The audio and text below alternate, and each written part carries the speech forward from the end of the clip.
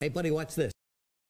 Hello, Regis Kilbin is the name, and Hearthstone is the game, and this is a deck spotlight on a N'Zoth the Corruptor Zoo deck, so Zoo Warlock, by a player named Xzirez. Now, I'm still not super familiar with Xzirez, but I've actually featured one of his decks before, and he's got another cool spin on a classic version of Warlock. This time he takes what is basically a pretty standard Zoo shell, introduces a few interesting additional death rattle cards into the list, and then finishes it off with N'Zoth the Corruptor.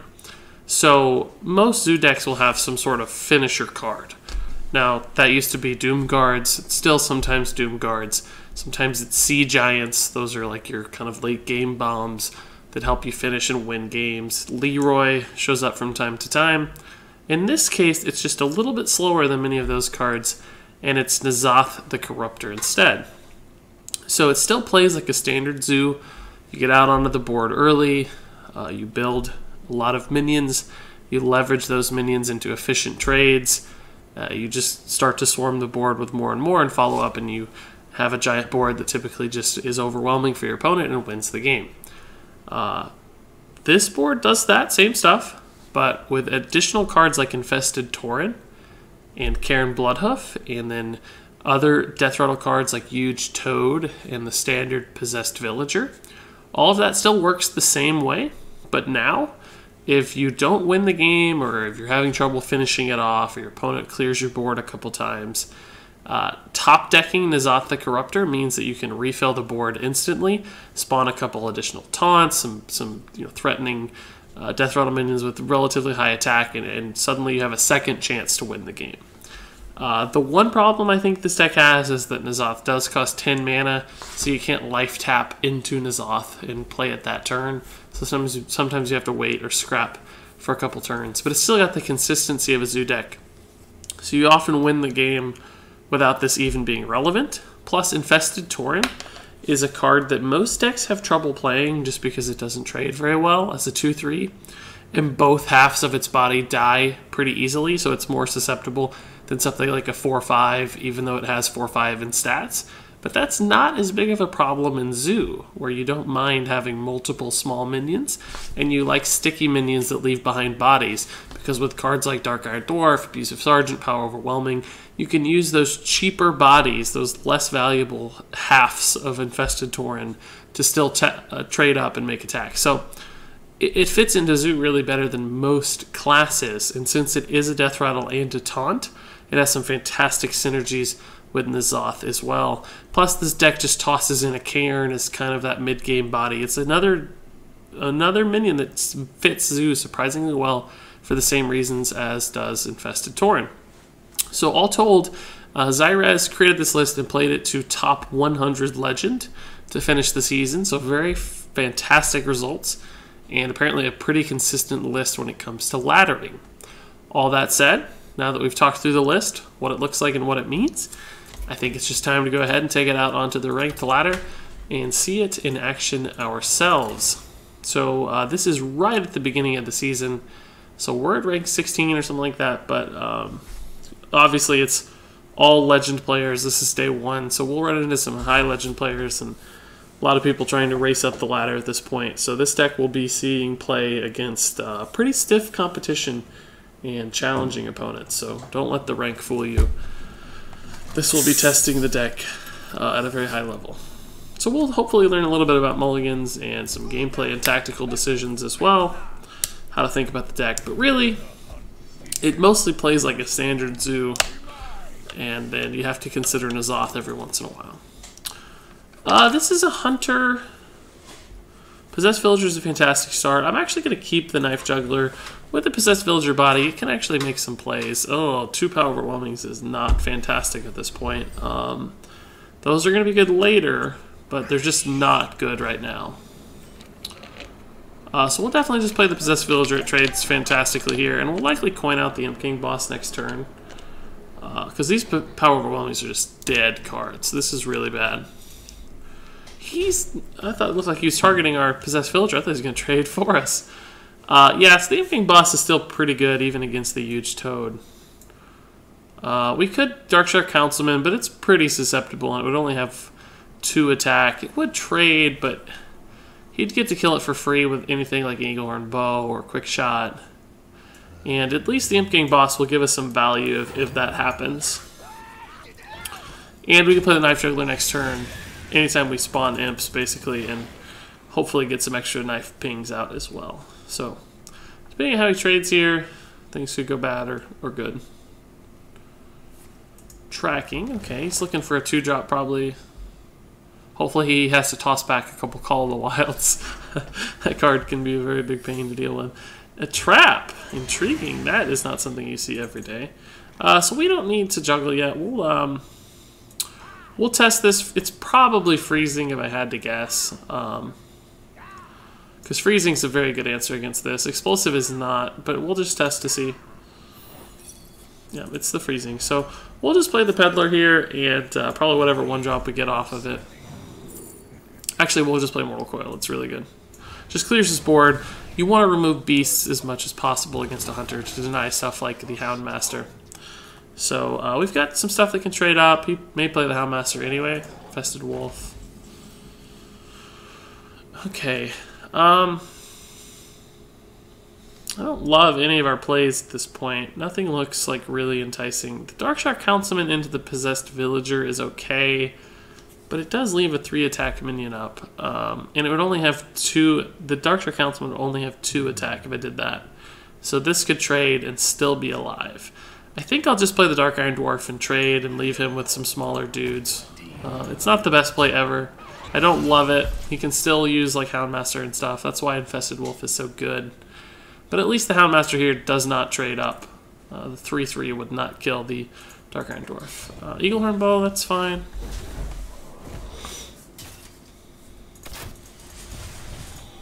He really only played, he didn't develop a minion, so he just did some damage, basically.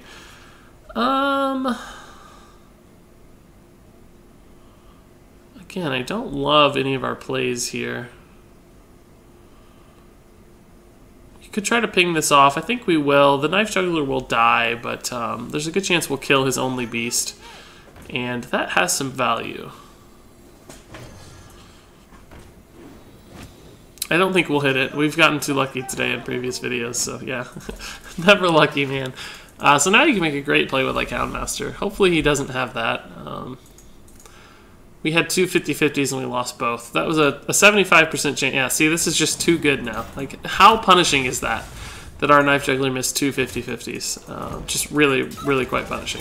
And we can still trade and stuff. It's not the worst thing in the history of the world, but it's it is actually pretty annoying. I think I'll probably play a 4-mana play of Darkshire Flame Imp, so I'm going to life tap first and see what we get. Voidwalker. That's not great just yet. I also don't love taking the damage here. It's important to play this before you trade so that you get the buff from this guy, because that sets up a trade here that's a 3-attack minion. So if he goes this way to kill this, we'll have some answers. I probably could have played this instead, but I'm worried about my health more than I'm worried about this thing dying. So I want to save the taunt for a little later. I can power overwhelming trade. I can't clear his board very effectively, but I can do 6-mana play here and power overwhelming to remove the first half of this at the very least. I could also do... Yeah, I'm probably definitely making this play. It's very bad against Unleash the Hounds, though. Very, very bad against Unleash the Hounds.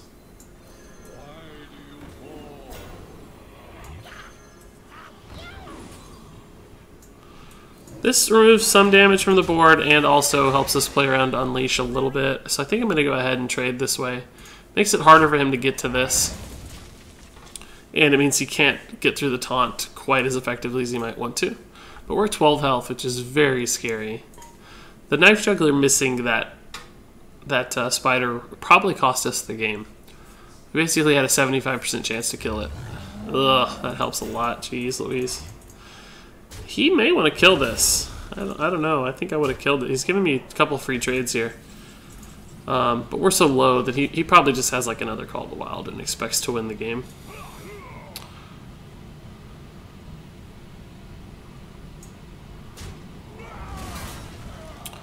This thing is currently worth 4 damage. This is currently worth 5. I think I have to go this way.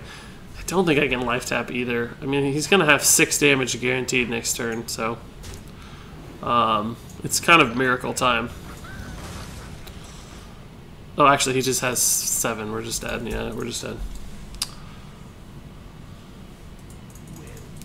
Yeah, we basically lost on a 50-50 roll twice. Which I guess means we had about a 25% chance for that to happen. 75% chance to win, 25% chance to lose. We lost it. It happens. It's Hearthstone. It's just variance. I think we probably played it fine. The freezing trap actually was very substantial. Removing our Imp King boss slowed us down a ton. Very strong. Very strong. Because we couldn't trade. And we wasted 3 mana, basically. Which, for Zoo to waste 3 mana that early in the game, that big of a tempo loss is substantial. It hurts more than with most decks. Okay, we got a Golden Warrior. Don't love these. We also had 2 Power Overwhelmings, which just really reduced our flexibility in the draw there. We'll send all this back. We want better stuff. Just want better cards. Everything there's late game oriented. These are all good cards, so we're in a good spot. Fantastic cards, actually. We'll probably Argent Squire, Possessed Villager to start. This looks like kind of an aggressive, probably dragon-style warrior. Finley trades into this stuff pretty well, but I'm also expecting him to have a dragon, so we could play the Voidwalker, but I think we'll wait. I think Alexstras's Champion or the Fire War Axe are too good against Voidwalker. Whereas these things are, you know, not that susceptible to it, right? He gets to kill them, of course, but it's a little more work on his part. So we can Abusive Sergeant to kill that, or I'm probably just going to Dark Peddler. The Argent Squire will still trade into Finley after 2 turns. This will die to the Fire War Axe, but it gives us minions. If I play this, it dies to the War Axe. Play these 2 together, this would probably live.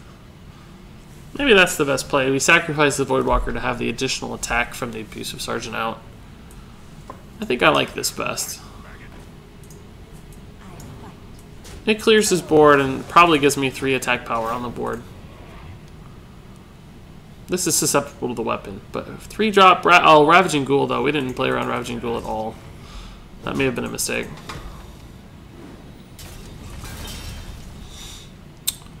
We'll see what 1-drop we get here. If we get an Abusive Sergeant, it's going to be a really nice trade. Otherwise, we'll probably just have 2 Power Overwhelming. These cards all kind of suck.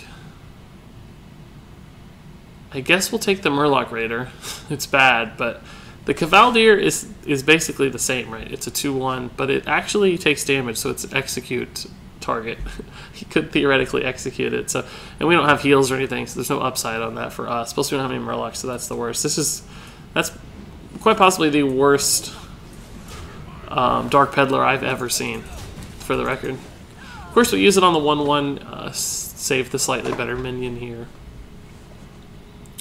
We're actually not off to the worst start. We have the board. The problem is our hand is very bad. We haven't even used any Death Rattles hardly, so N'Zoth is not going to be good yet.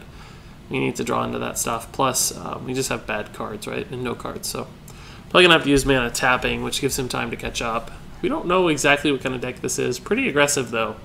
Frothings and Sir Finley. So Korkron's not that great. He's going to actually trade? No, he's going face. Okay. I don't know. Trading feels right, because now I get a really good Abusive Sergeant. We'll life tap first, and just Abusive Sergeant and Murloc Raider. Good minion here. Pretty solid board. Ravaging Ghoul or something ruins it, but that's not that good. We can at least know we know we can kill it. I was going to say Dark Iron Dwarf would be my best draw, I think. This is Zoo, right? This is what Zoo does. This is iconic Zoo play. I use the Murloc just in case somehow magically we get like he's gonna execute this, it looks like.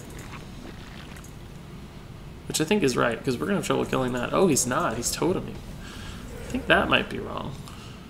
I don't know. Man, this could go well, but let's life tap, see what we get. Double knife jugglers doesn't actually help just yet. If it had 1 extra mana, it'd be a huge deal. I'll just go ahead and make this trade. And I'll go ahead and make this trade too. And we'll see if we get the 50-50 again.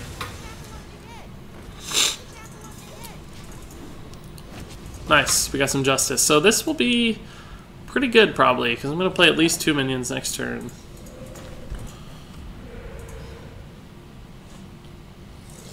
Ravaging Ghoul and a Whirlwind effect? That's pretty sick if so, but why would he? Yeah, he wouldn't have hero powered first, I guess. Power Overwhelming is really quite a terrible draw. Dark Peddler's a great draw, though. This essentially gives me another,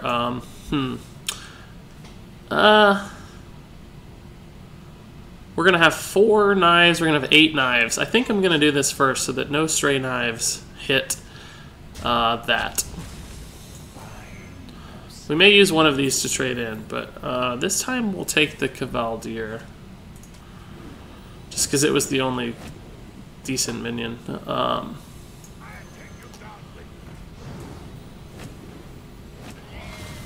Okay, so there's a chance we get a really good roll here. And there's a chance we lose 1 damage. So we lost 1 damage. That was probably the worst outcome. I don't have to kill this, I guess. I don't think I'm going to. Because Ravaging Ghoul or a Whirlwind effect kills it anyway, so it's like, if he does that, I guess he could kill this, clear my board, but Grom's not that good. We can deal with Grom probably. Power Overwhelmings and stuff. We'll life tap here. That's actually a pretty sick draw. We'll make sure the damage 5/7. Yeah, we have it here. So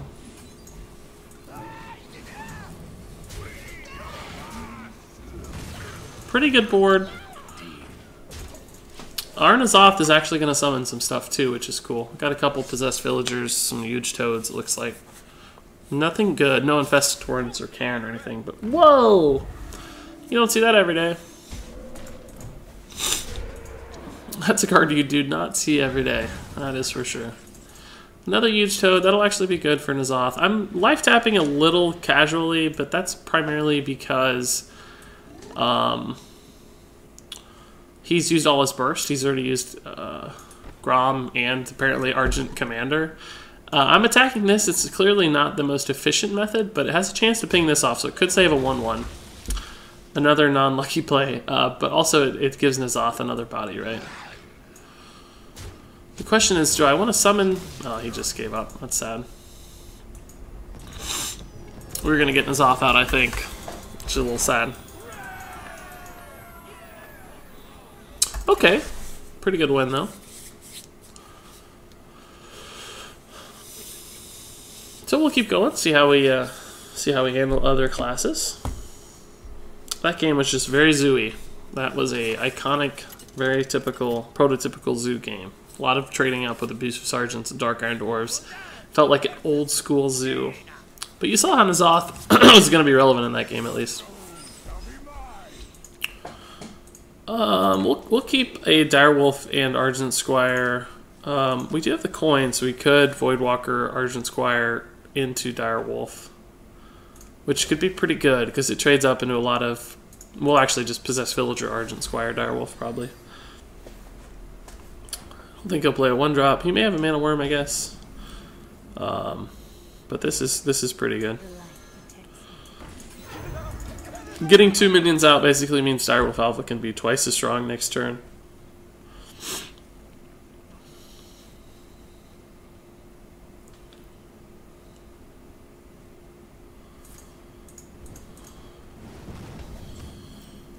So he does not have a good... I'm just going to go ahead and do this. It's just damage.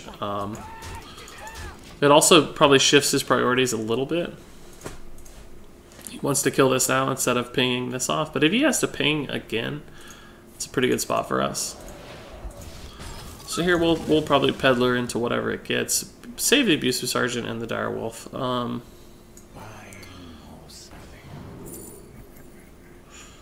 None of these are good. We've had some really bad Dark Peddlers, man. This has no way to work at all. I guess the charge effect could be useful with one of these guys. So we'll take the charge. It could also be good with the Dragonhawk. I'm going to play this instead of one of these because these could both be relevant next turn. And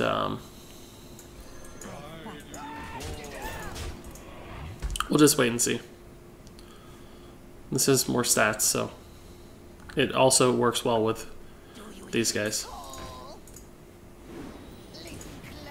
Cthulhu Mage. Okay, you don't see that every day either. I like it though. We'll just trade up here, play the minion. Fortunately, we kind of have to use our best minion because it's the only 2-attack guy left, but it's really quite fine. We have a good board.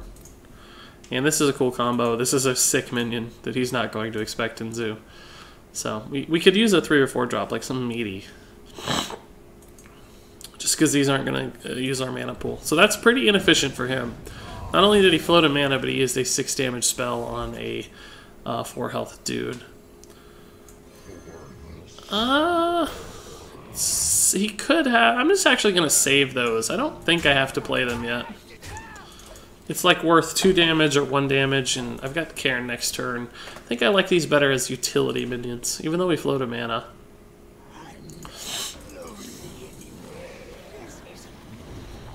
Oh wow, what an interaction that crap is. That's kind of frustrating.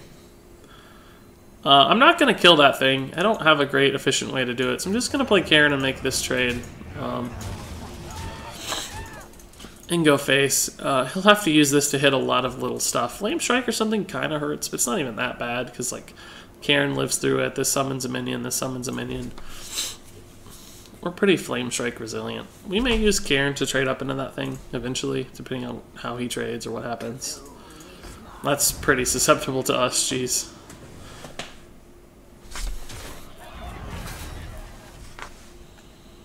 We're going to have a nice N'Zoth if the game plays that far. That's for darn sure. Yeah, I think I'll just go ahead and make some trades here. I don't mind killing my guys at all, because it means N'Zoth brings them back.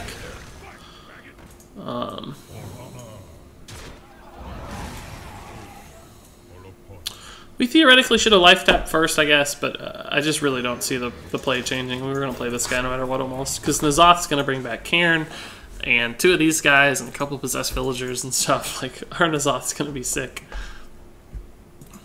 Other fireball, that's fine. Totally fine for us. That means we're not dying to damage from Cthulhu and so on. I'll probably just knife juggle into Imp King Boss. Hope it hits one of these.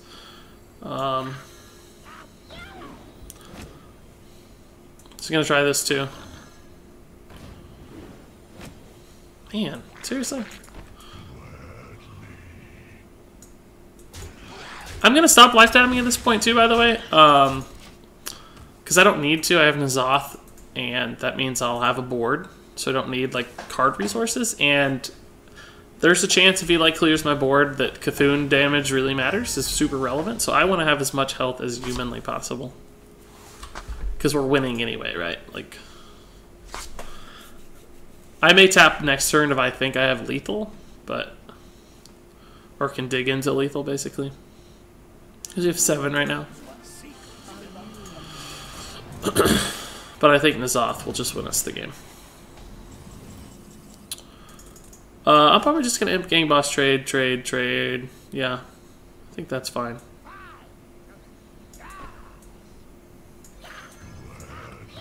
I actually kind of want stuff dying right now. Like minions dying. Because N'Zoth's not going to have room, right? N'Zoth's not going to have room. Like, I need this stuff to die. Because N'Zoth's going to fill the board. There's the Cthulhu, jeez, against 2 Imp King bosses. That is something. I'm gonna have so many imps. I'm not gonna be able to play Cthulhu. It's actually kind of frustrating. Cleared the board, jeez. Not Cthulhu, N'Zoth. Actually, it worked out perfectly. He did clear the board, so... These are why taunts are so relevant, right, with N'Zoth, because now his Cthulhu is just... Otherwise, his Cthulhu could maybe just go face and like win the game, but instead, he has 2 taunts to get through. He might actually have a method, but also we're at 25, so like I said, health is really pretty relevant. And we're going to have a lot of damage on board. Even if he kills all 4 Death Rattle minions, that just gives us 9 more damage. And he has to deal with N'Zoth as well, of course.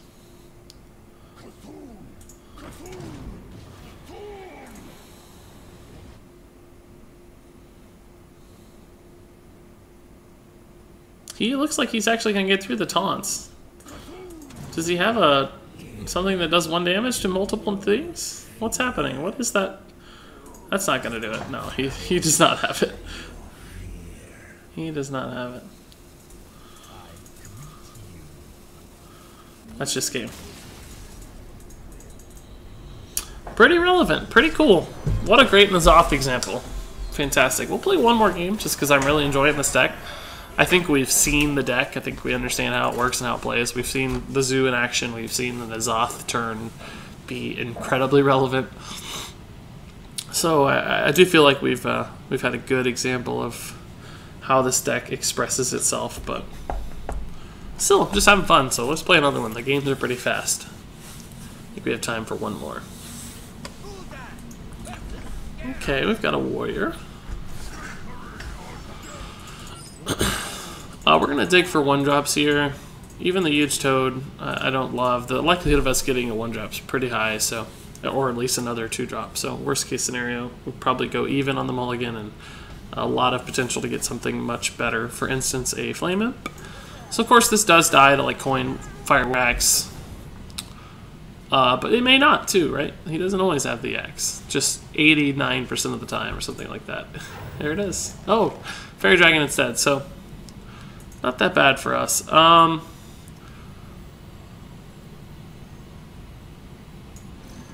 think I'll go ahead and go face here. There's not a lot of ways to utilize the Fairy Dragon. Like, you know, you can't cast spells on it or buff it, or so he may just feel like he has to trade. So we can kind of dictate the trade here for a little bit.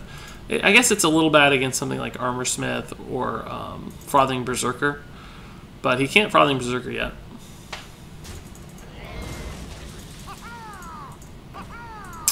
Huh, intriguing. Those are kind of annoying, honestly.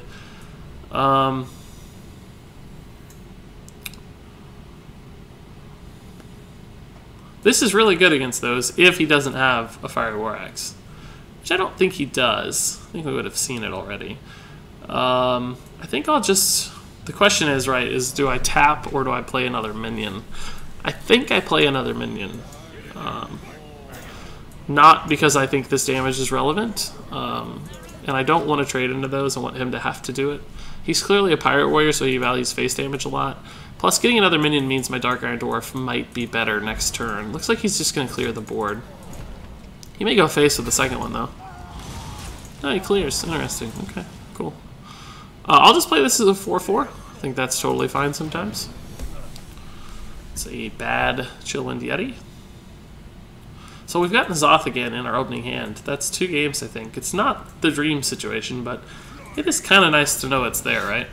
He might Heroic Strike. Yeah, another Heroic Strike to our minions. Man, I don't know if that's a winning route for him. I mean, he's doing a good job keeping up with the board, but we'll life tap here because we're going to spend 3 mana probably. Man, we've got a 50-50 to take this out, but if it misses, he can kill our Knife Juggler for free. So I think I'll just Dark Peddler instead.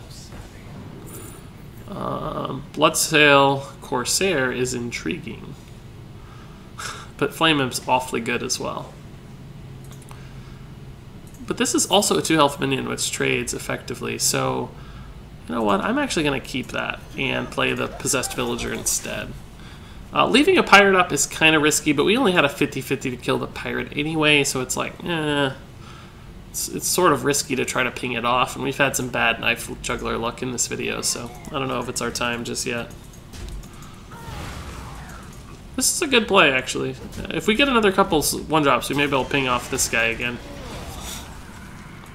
That's actually a great draw. We have another chance here to 2 50-50s to hit this. I'm sure we're going to miss it again, though. Like, really, game? Really? God! Again! That's twice that this could cost us the game, because now he gets a free trade into the Imp King boss. Like, come on. That's a good turn, too. Jeez Louise. What an annoying outcome. He's deciding whether this is more valuable or this is more valuable. I don't know the answer. It's actually kind of tough. I think I'd probably kill this, but it gives me a knife if he does, so. He went that route. Okay. I don't have enough damage to kill that effectively. I just can't believe those outcomes. Like, how unlucky is that nonsense? Power Overwhelming is actually really good here. We have to kill this guy. We have 6 damage. We're not like at lethal or anything, but killing this guy is super, super valuable.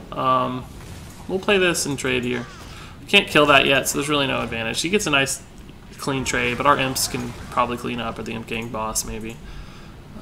I don't mind the Death Rattle stuff dying either, because we have N'Zoth, and taunts are really good against Pirate Warriors, so we're not in a bad spot. It'd be nice if we had a dead draw here. Even something like Leroy would be fine, because we could just get a lot of minions out.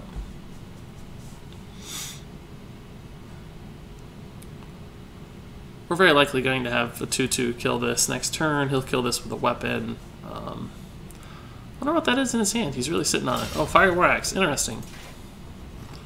I think that's the right decision. I'd probably trade this way. I don't know. That was a bad draw, though, honestly, because he had ways to deal with the board with the weapon that he had. Like, the weapon he had was still good, so it's kind of unfortunate that it worked out that way.